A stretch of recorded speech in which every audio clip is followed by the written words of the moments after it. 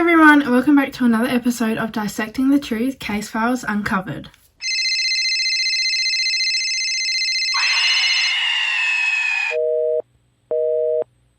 In this week's episode, we're going to be doing part 2 of Theodore Robert Bundy.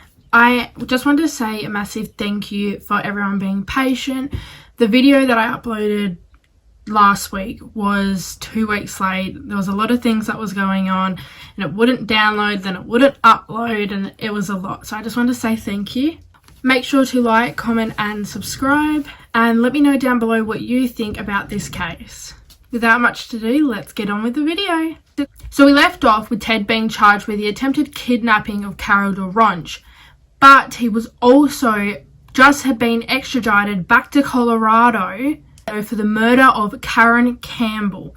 And like I said in the last video, that offence carried out the death penalty. Ted spent most of his time researching his case, and he actually started to become really impatient about being in jail. He just wanted to be free. So he actually started to plan his escape. This was the first of 2 escapes that Ted Bundy did. So he started jumping from the top of his bunk, and he did this in order to help prepare his legs for the landing and the impact, because he was going to be jumping out of the courtroom window. He then mentally measured the distance between the corner of the courthouse to the alley, and then from the alley to the riverbed, and then from the riverbed to the mountains. He practiced how quickly he could change out of his courtroom attire to just some shorts and a t-shirt. He also cut his hair so that when he was finally able to escape, that his whole appearance had changed. Now, Ted was described to be a chameleon. Ted was able to change his appearance to look like a completely different person over and over again, which this made it extremely hard for anyone to actually catch him. June 7th, 1977, Ted was in the courthouse library researching his case when suddenly he jumped out of the 3rd floor and ran off. Someone from the 2nd floor went and said, "Is it normal for people to be jumping out of the windows?" And this is when the whole courtroom went into a state of panic, because they realized that the person who had just jumped out of that 3rd story window was in fact Ted. Police were sent off in every single direction. Now, in Aspen, there is only 2 ways to get in and out, so both of those exits and entries were barricaded with police, and they were searching every single car, because at this point, they were certain that Ted was going to try and make a run for it. On day 3, the FBI actually entered the case, which in some light it was a really good thing, but in another sense it wasn't, because the FBI didn't know any more about Aspen or Ted or the situation than what the local authorities, or actually the local community, knew about Ted. Now, the reason that the FBI actually did get involved is because Ted was now a fugitive fleeing from justice, which meant that the FBI needed to be involved. Now, with this escape, it didn't actually take long for Ted to be found, and on day 6 of Ted's runaway, he was actually found just walking through the streets of Aspen. Now, it is said that the reason that Ted came back, and Ted said this, that the reason he came back was that his body was actually going into a state of shock. Ted said that the reason that he came back was because he started to become extremely disorientated, and he didn't have any food, it was really cold, and so he just gave up. He wanted to come back. 6 months later, whilst awaiting the trial of Karen Campbell, Ted Bundy escaped prison for the 2nd time. This prison escape led a massive manhunt, and Ted wasn't easily found as quickly as what he was the first time. The first time, Ted only managed to escape authorities for 6 days. This time, he managed to escape authorities for up to 45 days. The night before Ted escaped, he was given his dinner as per usual, and the guard left the dinner on the floor and then left. The next morning, the guard came back, and that's when they made the shocking discovery that Ted Bundy was not in his cell anymore. What he had done was, throughout the time, he had carved a hole into the roof of his jail cell that actually led to a jailer's home. He starved himself all the way down to 63 kilos just so that he could fit through this roof. On his bed, he had put all of his books in the shape of a human and put his blanket on top of it. So the night before, when the prison guard had come in, he thought that Ted was just sleeping because it looked like he was. When he got through the hole into the jailer's home, he stole some of the jailer's clothes, put them on, and literally walked out the front door of the jail. Unfortunately, because of Ted's escape, so many more women were at the hands of being a victim of Ted Bundy, and unfortunately, a lot of women lost their lives. On day 3 of Ted's second escape, Salt Lake City area police were notified. They were scared that he might actually come back and kill again. The police contacted everyone that was close to Ted because they thought that Ted might try and reach out to them. They threatened them with arrest if they kept any evidence or information from the police. They contacted Liz, his mother, and his friends. They wanted to know everything they could about Ted because they wanted to get him in jail as quick as they can. On day 5, Ted was officially on the FBI's top 10 most wanted list. Ted had gotten a bus from Denver, and then from there he got a plane to Chicago. From Chicago, he got an Amtrak train to Ann Arbor. He then went to Alma Mater University and went to a college bar where he almost got beat up. He then spent the night in the sanctuary of the Methodist Church. After that, he stole a car, and the next day, he got as far as Atlanta before he ditched it. He took a bus to Tallahassee and went straight to the Florida State University. He said that the reason that he had went here was because the chances of someone knowing him was quite slim. January 14th, 1978, 16 days after Ted Bundy had escaped for the second time, the Florida State University in Tallahassee had a state of fear where 2 women in a sorority house were murdered and another 2 were beaten so badly that they almost lost their lives. The sheriff was notified at 2:30 a.m. and he was told when he was notified that he needed to get down to the Chi Omega house and that there might be as many as 4 dead. The intruder was armed with a wooden log when he beaten, sexually assaulted and strangled 21-year-old Margaret Bowman.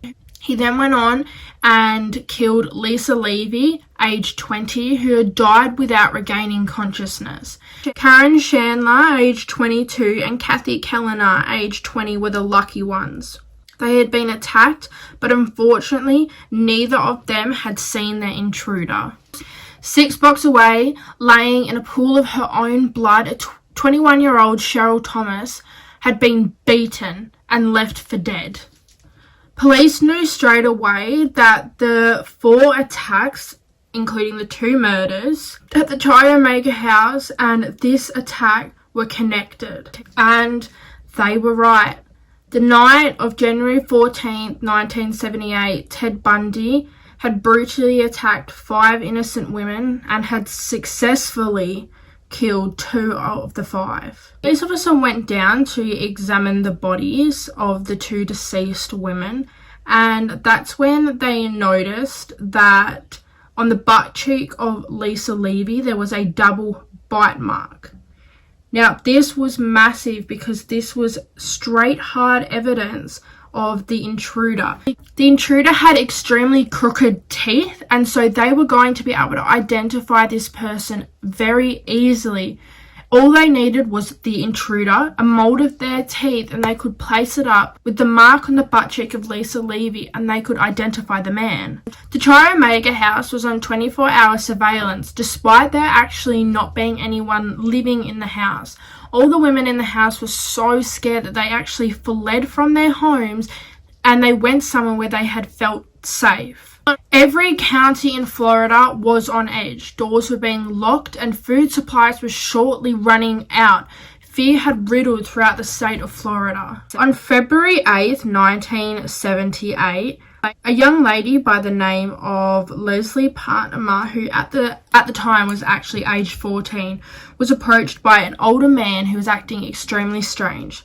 He was asking her a whole heap of questions when suddenly, out of nowhere, Leslie's older brother had actually come over and had spooked the man off.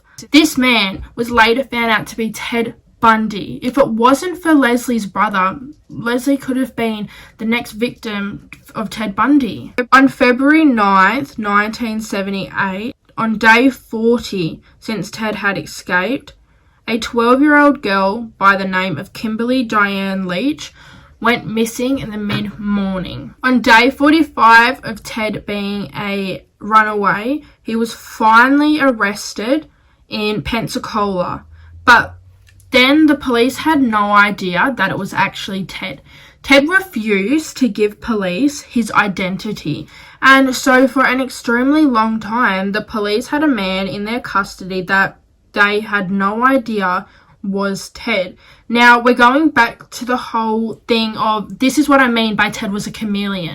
They didn't know that this was Ted because Ted had altered his appearance so much that the police were completely blindsided to the man in front of them. Nowadays, this probably wouldn't have been possible. He was arrested because he was driving really slow and he actually looked extremely suspicious. So the police officer had pulled him over and attempted to arrest him. This is when it became a police chase. The driver refused to pull over, of course, and when the driver was finally pulled over, that's when the police made the arrest. When he was arrested, it was found out that he was actually driving a stolen Tallahassee card, and he was also carrying 21 stolen credit cards, many of them belonging to FSC co-eds. Ted refused to give his name to police, and he even resisted arrest with violence. He eventually told police that he was 29-year-old Kenneth Mesner. He even had an ID card to prove it. Now, police believed him because back then, ID cards were literally a piece of paper. It didn't have like a photo ID as what it does nowadays. So they couldn't like prove that he was lying. They just had to believe that it was him. Now, this identity didn't stay long with Ted because the real Kenneth had actually identified police and was like, hey, like, my car was stolen and the person you have in custody, that's not me. Like, I am not in Pensacola. Ted soon after this had confessed that, okay, I lied about who I was. I'm not actually Kenneth Mesner, but he still didn't give out his true identity.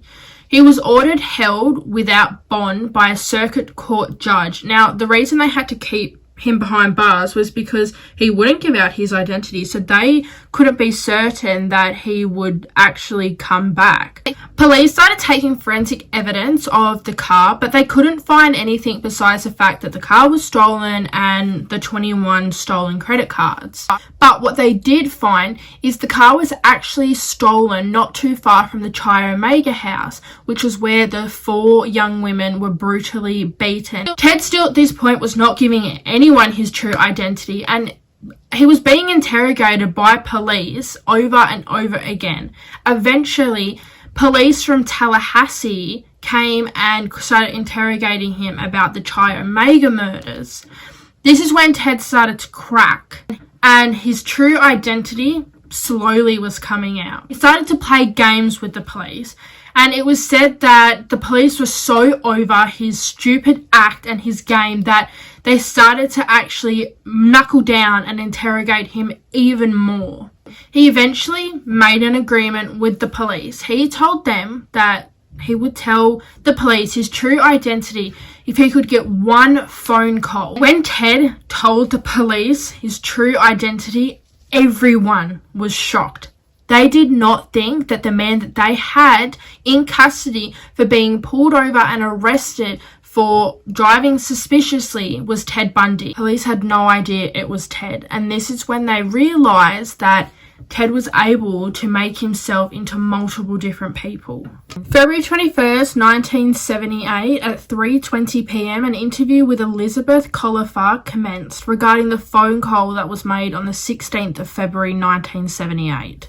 Liz's daughter had answered the phone and accepted the call. Liz started talking to Ted and he had told her that he had been arrested, and when the news was going to break in the morning that it was going to be extremely bad. She asked him if it had anything to do with the murders at the Chi Omega house, and Ted instantly got angry and said that he didn't want to talk about it. He started saying how there was something wrong with him, and this is when Liz had asked Ted if he meant that he was sick. Now, Ted did not like this at all, and he snapped back at Liz and told her to back off. He then called again Saturday morning around 2 a.m. and told Liz that he was sick and that he was being consumed by something that he didn't understand and that he just couldn't contain it. He explained that he spent so much time trying to maintain and present himself to be a normal individual, but he just couldn't do it anymore. Ted soon becomes a prime suspect in the Chi Omega murders. The 21 credit card was stolen from the Charades, which is a bar right next to the Chi Omega house. On February 17th, police were able to link Ted to Kimberly Leach's murder. They tracked the location of some of the credit cards that he had on him the night before Kim went missing. And the credit cards tracked to where he was staying that night, which was the Lake City Inn, which is about 2.5 hours away from Lake City Junior High, which was where Kimberly Diane Leach went to school. He then checked out at the Holiday Inn at 7:30 a.m. the same morning that Kim went missing. Before they could conduct a homicide case, they actually needed to find Kim's body. They searched for 8 weeks, and in a deserted shack near an empty hog pen, that is where they found the gruesome discovery of little 12-year-old Kimberly Diane Leach's body. April of 1978, Ted was told that police had enough evidence to charge him with 2 more murders. And this is when he replied and said, quote, "When you find the person that committed these crimes that you think that I committed, that person is going to be wanted for the murder of women in 3 digits and in 6 states." End quote. Ted pretty much just confessed to killing women in the 3 digits and in 6 different states. Now, this is massive. At this time, he is still trying to convince police that he's innocent and that he didn't do all of these crimes, but little does he know, the police are cracking down on him real quick and it's not looking good for him. Ted was put straight in a high security jail cell. In this jail cell, he had 3 massive locks. He had the traditional jail key lock and then 2 extraordinarily large padlocks. Now, they did not want Ted to be able to escape. Now that they had him, they wanted to keep him in jail as long as they possibly could until he could be put on the stand for all of these murders. One night, the sheriff came into Ted's cell and told him that he was going to take him for a ride. He was transported by a series of different cars, and when they arrived at the location, the doors were swung open and stood in front of Ted were 3 doctors, and behind him was a dentist chair. Now, you can probably see where we're going with this. Now, if you remember, Lisa Levy's butt cheek had a double bite mark, which, if they were able to find the person who had done it or was suspected of doing it, all they needed was a mold and they could identify if it was this person or not. Ted freaked out. Holy moly. He did not like this at all. He was putting up a fight. Once he realized what they were doing, he was like, nope, like, I'm not doing this. Blatantly, like, refused. Police believed that the bite mark that he had left on Lisa Levy was actually his signature.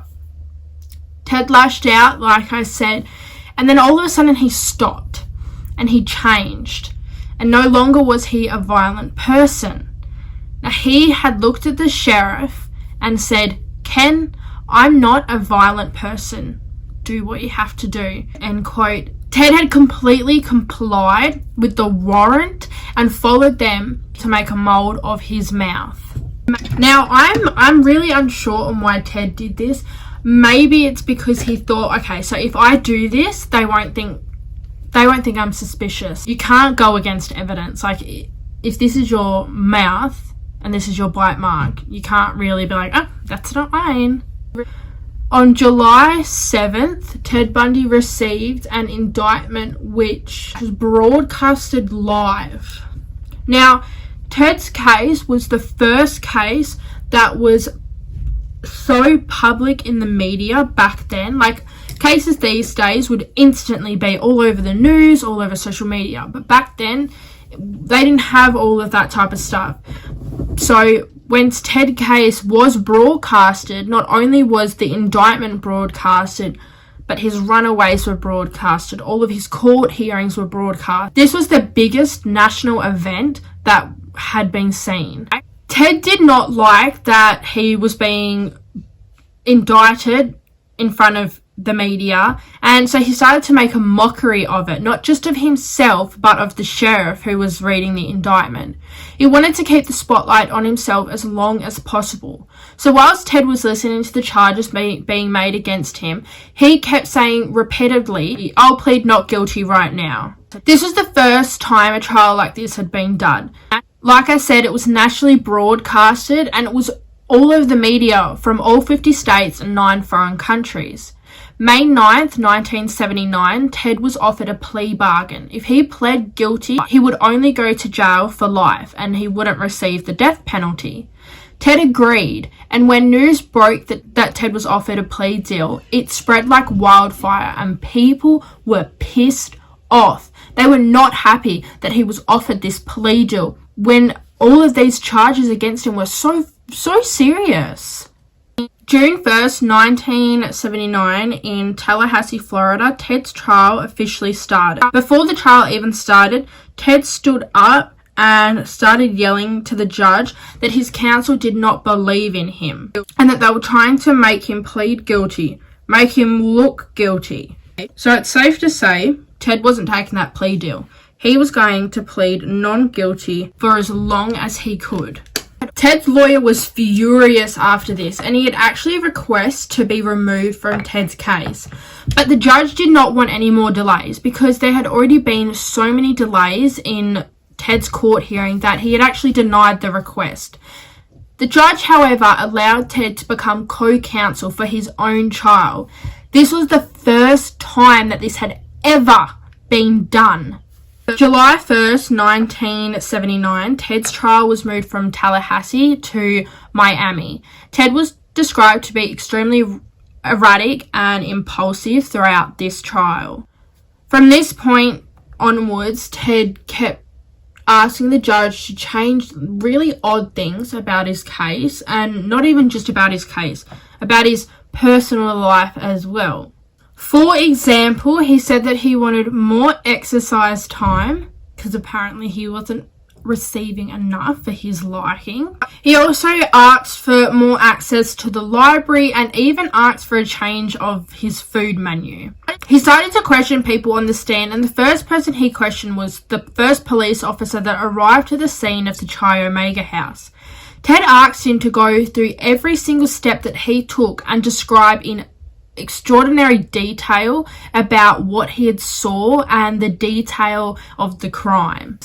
Now, I personally believe, and actually a lot of people believe, that the reason that Ted did this was because he got satisfaction in someone else explaining the brutal things that he did to these women. He enjoyed it. He wanted to feel what he had done on that night. He wanted to feel it all over again. The questions he kept asking repeatedly were, can you describe the exact position that Miss Levy's body was in when he entered the room? Nita was the best witness that the prosecutors had. She described the man that she saw standing at the door. She was asked to point the man out, and she pointed directly at Ted.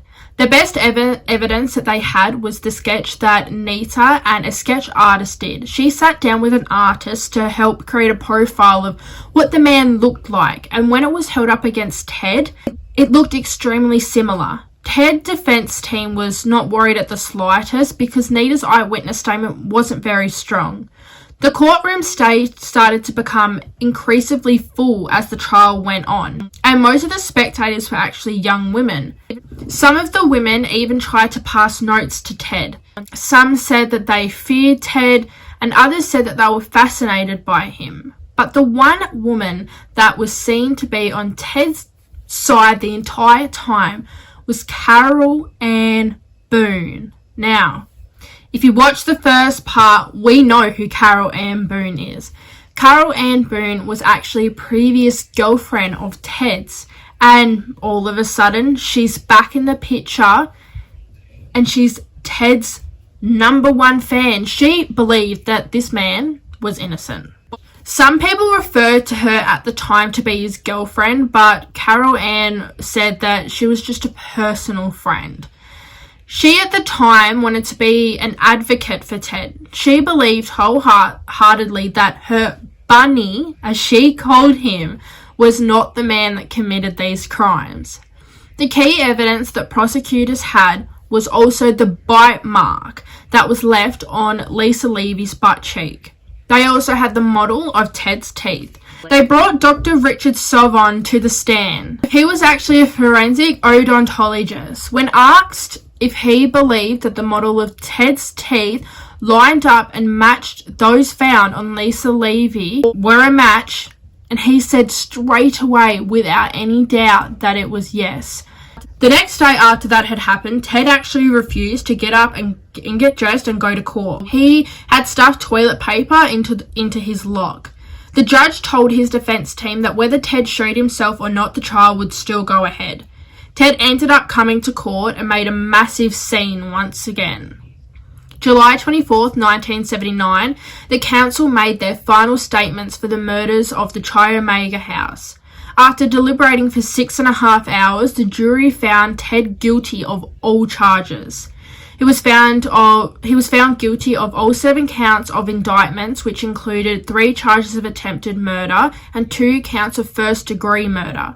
In the state of Florida, it is a capital offense, and if you get charged with first-degree murder, this meant that you were going to be faced with the death penalty.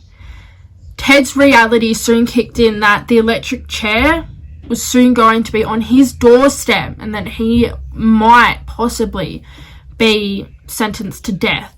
His mother said that after the trial that his family and friends knew that he was not guilty.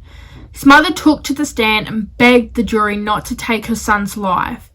The judge told Ted that the crimes he had been found guilty of were extremely wicked, shockingly evil, and vile. Now, this line is so infamous because not only did the judge say this to Ted, it actually became the title of the movie that was based on Ted Bundy. You can actually watch this movie on Netflix, and it is called Extremely Wicked, Shockingly Evil, and Vile.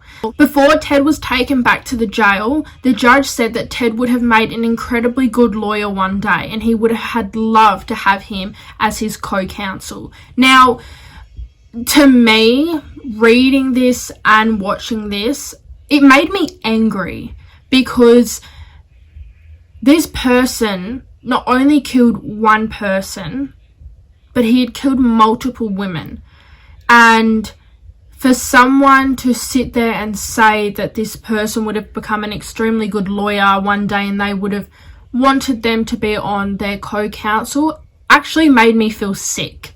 It made me feel extremely angry because that man did some horrendous things. November in 1979 in Orlando, Florida, Ted was accused of killing Kimberly Diane Leach. There was an eyewitness who saw Ted load Kim into a white van at the junior high school.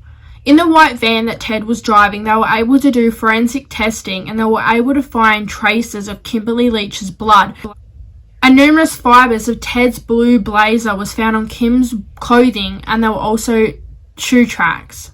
The trial of Kimberly Leach started in February of 1980. This case had so much evidence pointing directly at Ted. Ted again defended himself in this trial, but the jury did not like this at all. Ted showed a lot of arrogance in this trial, and on February 9th, 1980, Ted brought a person to the stand. This person was Carol Ann Boone. He asked her some questions, and then at the end, he asked Carol to marry him. Now, this is legal, and the marriage is actually finalised right there and then if it is in the presence of a judge. The prosecutors called the act a charade. In the final argument, Ted spread his arms out and referred himself to Jesus. Once again, the jury did not like this at all. I mean, I was pissed watching this, and I'm not even like trying to get this guy in jail. Like, he is just making a mockery of this little girl's life. Like, we need to keep in mind, she was 12 when she was murdered by this man. The next morning on February 10th, the judge called everyone back for the verdict. Ted was found guilty of first-degree murder of Kimberly Leach and was sentenced to death. Ted stood up and told the jury that they were wrong. He still believed that he was bloody innocent. When Ted went back to Florida State Prison, he was put back on death row, and it is said that Ted had no remorse or guilt. On death row, Ted would get drunk and smoke weed a lot. He did this daily. Ted said that on death row, he had never been so fucked up. He expressed how he didn't like doing weed at all.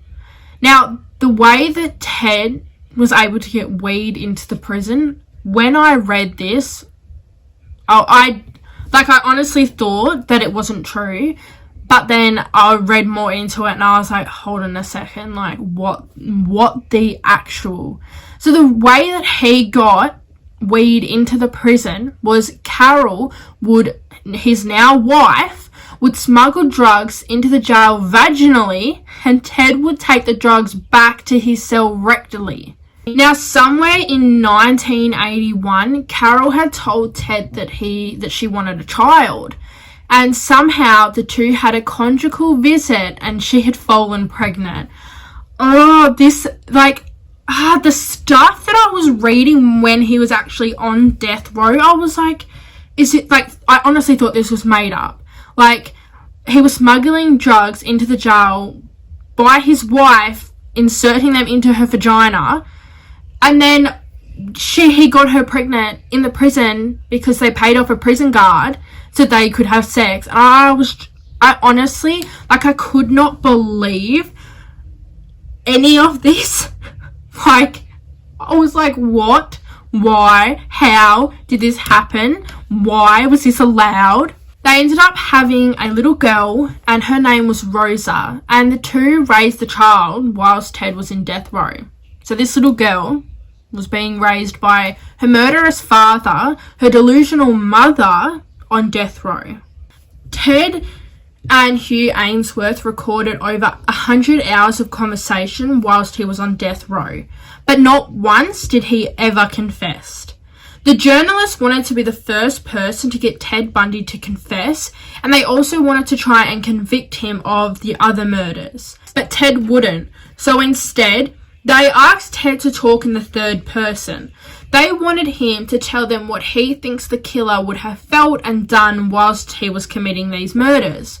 He grabbed the tape recorder, and from then on, Ted spoke about the crimes to the tape recorder in the third person. He was pretending to be the killer, but what he actually was doing was he was getting off by reliving his horrible acts. On Ted and Hugh's last day of recording, they spoke about a book that they were going to make, and Ted turned around and said, quote, "I don't care what you say as long as it sells," end quote. Ted was just a cocky up himself individual. The two journalists that were writing this book, because there was actually two of them at the time, they felt that they had a duty to tell Ted's mother all the things that he had said. They played the tapes, and Louisa just sat there and sobbed, and once the tapes were over, she got up very calmly and said, quote, "Anyone for apple pie and ice cream," end quote. In 1984, an FBI agent whose name was Bill Hangemeyer went to see Ted. He soon gained Ted's trust by saying that he would flick the switch on the electric chair that would kill Ted. Ted then decided, it's so weird, but Ted then decided that he wanted to help the FBI understand how serial killers worked. He told them things that the FBI wanted to confirm, and he also told them things that the FBI didn't know. 1986, Ted tried to appeal his case, and he did this because he had just been given an execution date. His lawyers wanted to find out if Ted had a mental illness in hopes that maybe this would stop him from being executed. A psychologist told his lawyer after the evaluation that Ted was manic depressive. Ted had told her that he had voices telling him to do things to women.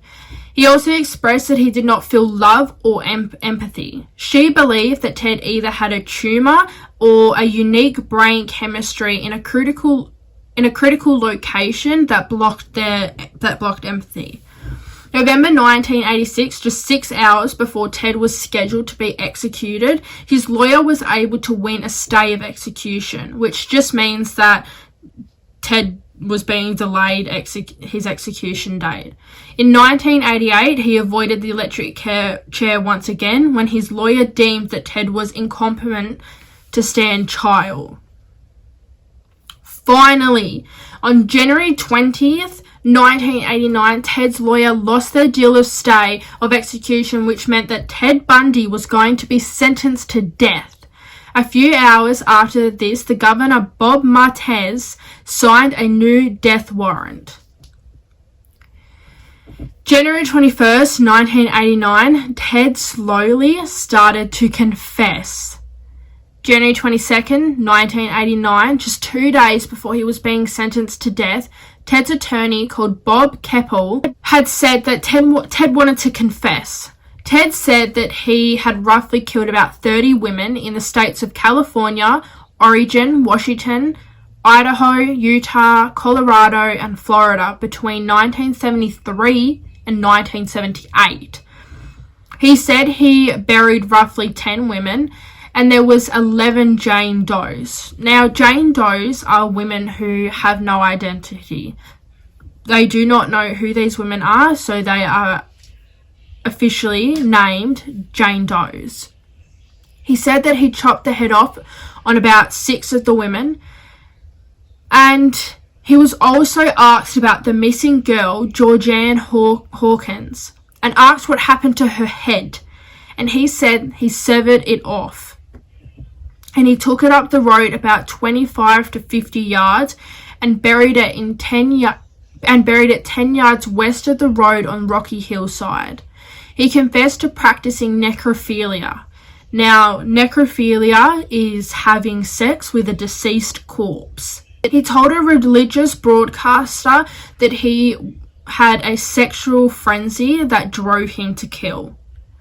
Ted also said that in the jail he met a lot of men who felt the same, and they were also heavily consumed by pornography. They were all influenced and consumed by porn. He did later actually come out and say that he never said that pornography made him do the acts that he did. He simply said that he did it because he just wanted to do it, which I don't actually think that makes it any better, but anyway. January 23rd, 1989, Ted was told that there was no more appeals. He knew that he was going to die very soon. Ted's execution got a lot of media attention, just like the court hearings did. There were thousands of people gathering, and a lot of them were screaming, "Burn, Bundy, burn." Ted said that he did not want the state of Florida to kill him, so he was going to kill himself. He never actually went through with this, and he instead ended up praying. His last dinner was a burrito, rice, and salad, but his very last meal was the traditional steak and eggs. They rehearsed how they were going to kill Ted. They explained that they were going to shave his head and his calf, and then they were going to put shackles on his feet. They then said that he would feel some jolts and then the electricity would eventually kill him. January 24th, 1989 was the day that Ted Bundy was finally going to be executed. The man that had killed, raped, mutilated and tortured over 30 girls known in America was being sentenced to death. Ted's execution soon became a reason, unfortunately, for young college boys to get drunk. At 7:16 a.m, the switch was flicked and Ted Bundy was finally pronounced dead. People cheered and they screamed. Ted wanted to be cremated and he wanted his ashes to be spread over the Cascade Mountains. He said that this was because he had one of the best times of his life there, but unfortunately, this was also where some of his victims were found. Now, this is the end of the case of Ted Bundy, and I am just going to be reading the full list of victims that unfortunately were at the hands of Ted Bundy. These were all the victims that Ted Bundy had confessed to. Karen Sparks, aged 18, was attacked on January 4th, 1978. Linda Ann Healy, aged 21, was murdered on February 1st, 1974. Donna Gail Manson, aged 19, was murdered on March 12th, 1974. Suzanne Elaine Raincourt, aged 18, was murdered April 17th, 1974. Roberta Catherine Parks, aged 20, was murdered April 17th, 1974. Brenda Carol Bowl, aged 22, was murdered June 1st, 1974. Georgiana Hawkins, aged 18, died the 11th of June, 1974. Janice Ott, aged 23, was murdered July 14th, 1974. Denise Marie Naslin, aged 18, was murdered also on July 4th, 1974. Nancy Wilcox, aged 16, has been missing since October 2nd, 1974. Melissa Smith, aged 17, died October 18th, 1974. Laura Ann Amy, aged 17, has been missing since October 31st, 1974. Carol DeRonch, aged 18, was attacked on November 8th, 1974. Deborah Jean Kent, aged 17, was murdered on November 8th, 1974. Karen Elaine Campbell, aged 23, was murdered on January 12th, 1975. Julie Cunningham, aged 26, was murdered on March 15th, 1975. Denise Lynn Alverson, aged 24, has been missing since April 6th, 1975. Lynette Dawn Clover, aged 12, has been missing since May 6th, 1975. Susan Curtis, aged 15, has been missing since June 27th, 1975. Lisa Levy, aged 20, was murdered on January 15th, 1978. Margaret Bowman, aged 21, was murdered on January 15th, 1978. Kathy Kellner, aged 20, was attacked on January 15th, 1978. Karen Chandler, aged 22, was attacked on January 15th, 1978. Cheryl Thomas, aged 21, was attacked on January 15th, 1978. Leslie Partmer, aged 14, was attempted to be an attack on February 8th, 1978. And lastly, Kimberly Diane Leach, aged 12, was murdered on February 9th, 1978. There were also 11 Jane Does, 4 in Washington, 3 in Utah, 1 in Florida, 1 in Idaho, 1 in California, and Oregon. These are believed to be hitchhikers. Ted did confess to kidnapping and murdering a lot of hitchhikers. That is the end of the unfortunate events of Ted Bundy, and this case was the first case that ever got me interested in true crime. I remember I was researching it when I was 16 in one of my classes in high school, and it's always left an impact on me, I think because of the way that Ted executed all of his crimes and the way that he thought that he could get away with it and the brutality of all of his crimes. It honestly has left me heartbroken for the family and obviously the victims of this case. Let me know down below what you think of this case, and next week's case is going to be the case of Elizabeth Sullivan. This case of Elizabeth Sullivan is confusing and horrible, and the way that it happened and how her murderer stored her body is just so awful. I hope you guys enjoyed this video, and once again, thank you for being so patient with me, and I'll see you guys in next week's video. Bye guys!